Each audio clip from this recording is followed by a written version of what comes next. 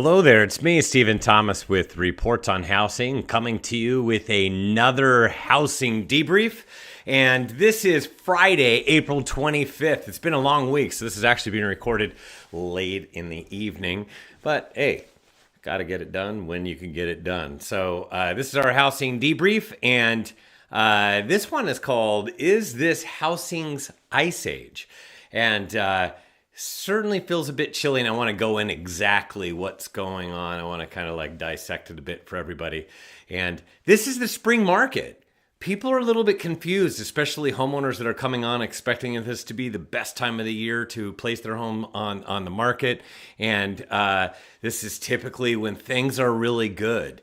It's the hottest. It's when we get a lot of pending sales activity, people getting ready. They'd like to close during the summer. So it's spring is when a lot of the action takes place. And we expect it to be speedy. That's pretty much what it is. Universally, everywhere, everybody thinks, you know what, I'm going to wait to place my home on the market during the spring. And right now it is spring. Spring market starts mid-March and goes all the way until the end of May. And then we drift into our summer market. By the time we get to the end of May and start June, that's when we have a lot of graduations that take place, and you have a lot of kids that are off, and then there's just so many distractions with summer for everybody. You don't even have to have kids. It's just a different kind of marketplace. And this is also a time when home values go up the most. It's during that first part of the year, and it gains momentum as you enter into spring and goes all the way until it peaks. Typically, a lot of markets have a peak in the median sales price, and that just kind of tells you where the most of the activity and most of the values come in the month of June. So not a big fan of median sales price, by the way, but that's for a different story. I like home price indexes that will tell you pretty much where values are and a lot more realistic than a median sales price. And so this is the spring market. And as a review as to what the spring market is, it's actually a time when supply rises. Supply continues to rise, and it starts typically in spring starts to really gain momentum, and that's because the more and more homes start coming on the market in March, especially April, and there are most markets out there have a peak right around May. Some of them are a little bit earlier, April, some of them are in June, but most markets have their peak in the most number of homes coming on the market in the month of May. So with that many coming on the market, and it's the supply rises, and demand slowly rises. It rises like crazy during the winter market, which is mid-January through mid-March. It really comes up and then it stays elevated. It rises, peaks, and then slowly falls after reaching its peak. And if you have a demand that is slowly rising and then peaks and then comes down a little bit, yet you have supply that continuously rises with more homes coming on the market, and the patches everywhere from March all the way through August, there are more homes coming on the market. So if you have that many homes coming on the market, as well as demand kind of flat, you're going to get a slowing market as the market progresses. So as the market progresses, every week in, week out, the market slows a bit. And this year, it's slowing at a faster rate than we've seen in a super long time. So feels a little colder out there right now in the spring market. It was a little bit hotter about 4 weeks ago, and now that we're getting deeper into spring, it's really cooling off, and it's a different kind of marketplace that we're just absolutely not used to. This has to do with supply and demand, and I've talked about it many times that it's really the supply and demand. If you have a lot of demand and very little supply, that feels really, really hot. And if you have more and more supply and then demand stopping, the more supply you add, the slower the market is, because it starts adding to the supply side, and demand's not really changing much.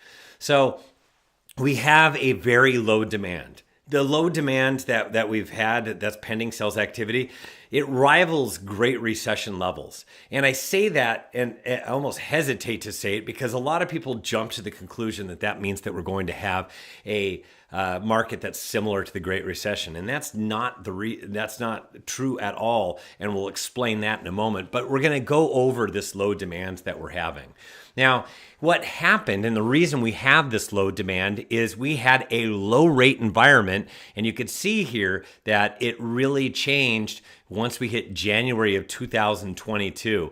And all of a sudden, it was really low, below 3% for a while and right at 3%. And then all of a sudden rose like crazy as the Federal Reserve started really ratcheting up interest rates.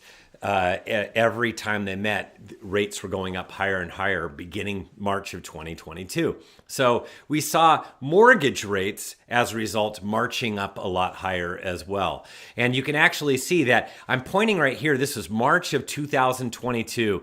It was the last time that we had an interest rate below 4%. It was at the very beginning of March, and then that went away because then it started to climb further in the month of March.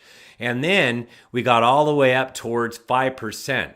And we have not been below 5% in the fours since April of 2022. So we were in the threes and then breached 4, and then we were in the fours and then breached 5. And the last time we had anything in the fours was April of 2022. And then you have August of 2022 was the last time we had a rate below 6%. And you could see it was right at 6%, it went down, then went back up. And that last time it went down was the beginning of August, and then it went up higher. So August of 2022 was the last time we had a rate below 6%. And ever since then, rates have been stuck above 6%. As a matter of fact, for a long time, they were stuck above 7%. Pretty much most of 2024 was stuck above 7%. So as a result, you could see what happened in the pending sales. This is the pending sales index for that's done by the National Association of Realtors. It's a bit different than how we track pending sales. We actually track a snapshot of demand, pending sales activity over time, and it really gives us a real flavor for how many pending sales there are, for how many closings there are. But this is called a pending sales index. And you could see here that this orange line was 2022. And even though there weren't that many homes on the market and values were going up, values were going up like crazy at the beginning of 2022, and so were rates. And we saw that rates were going up higher, and yet there was still a lot of pending sales that were done. You could see that orange line. That green line is the 3-year average prior to COVID, 2017, 18, and 19. So it was really elevated, but you could see how it started to make its way down as rates got higher. You got into March, rates were higher. You got into April, rates were higher, and the pending sales index started to drop, and it kept dropping compared to that 3-year average until you got to about October, and that's where it was locked in. Those were rates above 7%. And then ever since then, we've had a low pending sales environment because of home affordability. There's the same number of cash in the system just about year over year. It's almost month after month. We see the same amount of cash, but now we're seeing fewer buyers in the marketplace that get loans because of how unaffordable things are. So we've been remaining at very low levels. And you can see this is 2025 is the red line, and that purple line is 2024, and the blue line is 2023. So it's following a very similar pattern, and it could cross above last year. Like last year, you could see in September, it crossed above the blue line, and that's because we had rates that dropped all the way down to 6%. If we have rates that drop below 6.5%, we'll have the same thing. This red line will cross above the purple and blue line. So we're following a very, very low demand level, and we've actually heard that the pending sales index and closed sales are very reminiscent of Great Recession levels, and that is true. That is true that pending sales have remained at very low levels, and it has everything to do with home affordability and the higher mortgage rate environment. And this is Southern California demand. very, very similar. You could see that orange line is actually 2022. You could see the 3-year average prior to the pandemic, the green line, and then the red line and purple and blue, that's this year, last year, and the year before that is the blue line. And it's following a very, very similar pattern. This is for all of Southern California. I'm going to throw in the Bay Area just so you see it's a little bit less than the last couple of years, but was above it. So it's kind of like toying around with the last couple of years. Demand really is not changing much at all. And I hear a lot of stories out there that the buyers are on strike. They're not buying right now. And they're not buying right now. It's actually the same number of buyers that are in the marketplace. It hasn't really changed much. The reason they're the same number is because rates have been prohibitively high. And so year over year, it's the same number of buyers that are out there. There is a big difference in the marketplace now. The answer is not buyers went on strike. It's that we still have a high rate environment and we need to get below 6.5% at 6% and stay there for duration. We were there in September for 1 week. Now, if we were at 6% interest rates, I'm not even talking the fives, 6.0% and stayed there for a while, we would have a much different market with a lot more pending sales activity because homeownership, the affordability will improve dramatically. So, and you can see right now we're still high at 6.84%. And our base case for this year was between 6.5% and 7%. And that's kind of where we have been playing since February 20th. And it's been pretty much below 7% other than one day because of that first week of tariffs and what it did to mortgage rates as well as the stock market. But what I'm pointing to here is we're at 6.84%. Now, we hit 7.5% 3 times in the month of April last year. So last year at this time, we had a much higher interest rate environment. So we're a lot lower than where we were just last year. So things are a lot more affordable. Affordability has improved because of this.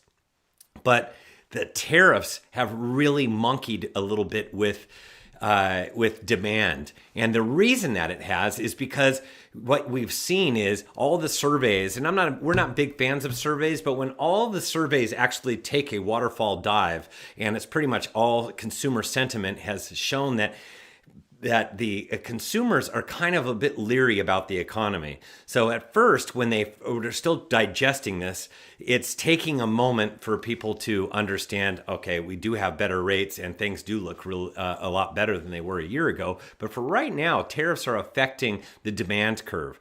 And you can see this because they're very pessimistic about the future. In the future, they're talking about what's going to happen is we're going to get more inflation. So if they think there's more inflation, consumers are very negative on the economy right now. They're not going to be doing the gigantic purchases at first. What ends up happening is if we were to go into some sort of a slowdown or a recession, we'd probably see some job loss. And as you get job loss, that is when the Fed would pivot. We'd actually see rates come down and they would start really cutting. And I wouldn't say pivot, but they would actually start the reduction of the short-term rates, and we'd see rates come down as well. But we're still waiting for all that to happen. Consumer sentiment's one thing, but you have to actually see it in the numbers for that actually to occur. But right now, we're kind of seeing it in the number of buyers in the marketplace. Still very similar to the last couple of years, but being that we're right about 6.75%, and last year we were at 7.5% during the springtime, we should actually have a few more pending sales than we did the last couple of years, but we don't have much of a difference, and that has a lot to do with consumer sentiment and where it's at right now. So, but we're going to talk about really where the differences lie, and the differences really lie in the housing inventory. But first, I'd like to bring in our sponsor and thank our sponsor for once again sponsoring this week's episode, and that is Escrow Option Group. You experience a better option with Escrow Option Group. And they have complimentary services, seller notary services, serving your clients at their convenience, nationwide, wired, commissions at close, always secure, fast, and encrypted, office locations in 5 major counties where your real estate business takes you. We're there to help. And they also have multilingual escrow teams communicating in multiple languages for better closing experience. Industry experts with their team has over 150 years of combined escrow experience in cyber insurance and fraud protection just to safeguard clients' funds and personal information. They're the only escrow company trained by the FBI Cyber Fraud Division. And they have fast upfront HOA assistance, saving you and your clients time right from the start. And they have Altos Markets reports. That is some black and white, really good data reports, actually color data reports, a lot of different charting and everything. And we actually listen to Altos Research as well. So they're a great firm as well for economic numbers. So you just call sales, contact sales at escrowoptions.com, and there are plenty of people to contact, from Tom Blank to Dia Hinrichs, Kristen Koval, and Amy Nieto.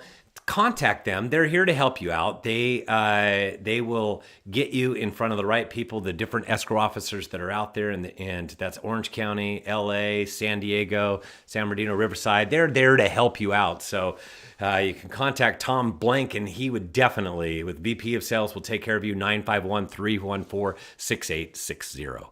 And so experience that difference with the escrow options. So now we're back to our program, and we're going to talk about housing inventory. And this is really what is going on behind the scenes. This is the slowdown. And you could actually, can't really see it with the National Association of Realtors put this out. It was actually came out yesterday on Thursday, April 24th. And it was just the number of homes across the United States is at 1,360,000. And that sounds like a lot, but you could see this isn't that many. And if I draw a line across, this is very little compared to where we've been in many, many different decades. And this goes all the way back to 1982 when there were fewer households across the United States. So not a lot of homes on the market, a lot more than last year or the year before that, but definitely still a very limited supply of homes that are on the market, which is one of the main reasons why you won't get a crashing housing market where values come down. You have over here, this is a supply glut where we hit 4 million homes in 2007. But in 2006, it almost hit 4 million. And there were 3 million homes in the fall of 2005. So we saw a problem when we were looking at the numbers back in the fall of 2005. And it's like people say, oh my gosh, it's going to like crash next week. It's not like that. The way that the housing market works is it leaves a lot of breadcrumbs and a lot of clues along the way, to the point where once it goes, you know that it's coming. We will know. I use the analogy of a snail crossing a sidewalk. It's not instantaneous. It'll make its way across it, but it really is slow before it makes its way all the way across. And that's kind of like how some kind of giant recession within housing would show in the numbers prior to it even happening. And that is not happening. You can see on the right-hand side, very few homes still on the market, a lot more compared to last year, and especially a lot more compared to a couple years ago. Now, what's happening behind the scenes is this beautiful family is they got married, they had babies, they did everything right, and now they're outgrowing their house. They'd like to get a bigger house. They can't, or they won't, and they're doing everything on their porch. And the reason that they won't is because they're hunkering down in their house and they're staying in their house. It's not that they're locked in. They're staying in their house because they're enjoying their low interest rate. And after a while, they just get impatient. They just don't want to wait any longer. And you can see this in the numbers. This is for all of the United States. This is through the fourth quarter of 2024, the National Mortgage Database, which we download and look at. And what this says is 73% of everybody with a mortgage, and keep in mind, the United States, there's 41% or 40% of everybody across the United States owns their home free and clear. The rest of everybody, the 60%, have a mortgage. And those that have a mortgage, 73% have an interest rate at 5% or lower. And out of everybody that has a mortgage, 44% have an interest rate at 4% or lower. Out of everybody, 3% have an interest rate at 21%, sorry, scratch that, reverse it. 21% have an interest rate at 3% or lower. So there's a lot of people, 1 out of 5, that actually have an interest rate at 3% or lower. And a lot of those people don't really want to move because they're enjoying their low rate. But yet, I'm actually asking this question in a lot of presentations: who has an interest rate at 3% or lower? And then I ask, who is planning on making the move in the next couple of years? And there are a lot of hands that are beginning to go up in almost every single one of my presentations. And that is because people are tired of waiting. It will be 36 months once we get to August of this year of 2025. It'll be 36 months since the last time we saw interest rates below 6% in the fives. Remember that what we did earlier? So people are just tired of waiting. They believe that we'll never get into the fives. So if you want to do something in real estate, you got to do it someday. So you might as well do it now if that's what you've been waiting for rates to come down.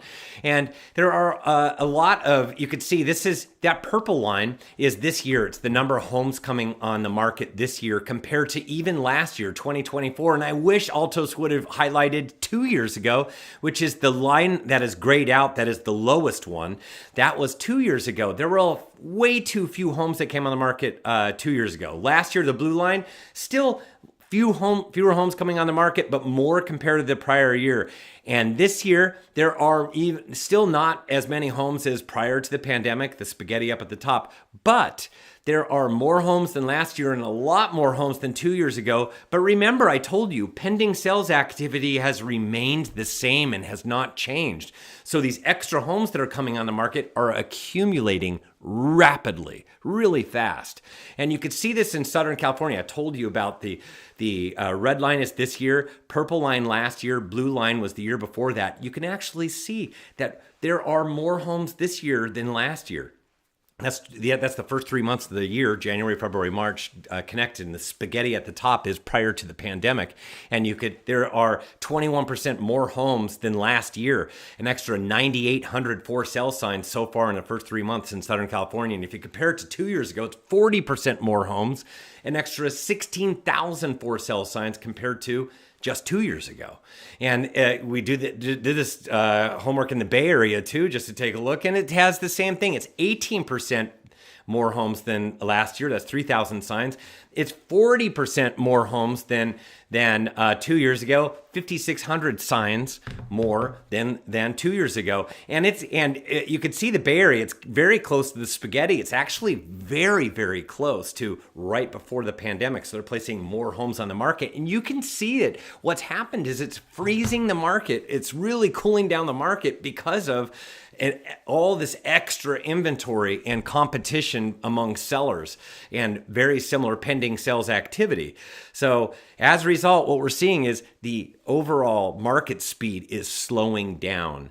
And you could see this in the United States total supply year over year. And all of a sudden in the month of March, it's really increased. It crossed the 3-year average prior to COVID, and it's now slower than where it was between 2017, 18, and 19. So it's a little bit slower, and that just changed. You can see it was below it, and then now is above it as far as how quick the market is. But I do want to show you, because you're going, it's slowing down, it's going to crash. But let me show you how slow the supply was during 2008, and this was like this during 2007 also. This elevated level, you could see it was above a year for a while, and it was staying really high compared to where we are today. That's a long way off for there to be a crash. We're not going to get a crash. You can see the red is increasing, but it will come nowhere close to that orange line. So it's not going to peel off a whole bunch of a whole lot of value because of the long supply of homes. The number of months of supply is just still too low compared to where we were during the Great Recession, which is what everybody likes to compare things to. So this is not going to be the Great Recession, not even close. And I'm going to show you what the Freddie Mac House Price Index is, and this is through the month of February. And you can see it's up 3% year over year, and still up compared for the year, even though it went down from about September through October through January. You can see that the little red bars that are going down, and then you got to the month of February, and all of a sudden it's up a lot higher. So it's up 3% year over year. It went up 0.8% month over month, and that's for the United States as a whole. And as far as it's up 6.9% from the 2022 peak, which was over here. So values really came down when rates went up high from about July through the end of the year, December of 2022. too. And then they went up the following year like crazy, and then they went down a little bit towards the end of the year. Then they went up and the beginning of last year, and then they were kind of flat, but down a little bit for several months, and then up for the month of February. And so what we see out there is not a housing crash. This is not going to be where you're going to get values coming down like crazy. Even though you hear of all the extra inventory that's out there in Texas and Florida, values are coming down, but they're not coming down at a clip of like 10% or 15. What constitutes a crash is when values go down 20 to 30%. That is not what's happening. Instead, there's pressure, but it's not that great of pressure. And instead, there is pressure on prices probably the second half of the year, where we'll start to see the deterioration a little bit in prices, but nothing where it's going to be like coming, where values are just coming down really hard and each comp comes down in another 10, 15, 20,000. That was the Great Recession, where people were in pickles and banks were in charge, and there was so many and when banks were competing against each other, the best way to compete was by dropping the price way underneath of the asking price and way underneath of what the last comp was. That's not where the housing industry, that's not where all the collective houses all put together are sitting right now. Instead, they're sitting at a place where they have a ton of equity. They don't really have to sell. And if push comes to shove, they'd rather not sell than give away a lot of tens of thousands of dollars in order to sell. Nobody is in that kind of a predicament. There are a few people across the United States, but by and large, we have people with high FICO scores that have great jobs, that put sizable down payments and have a load of equity.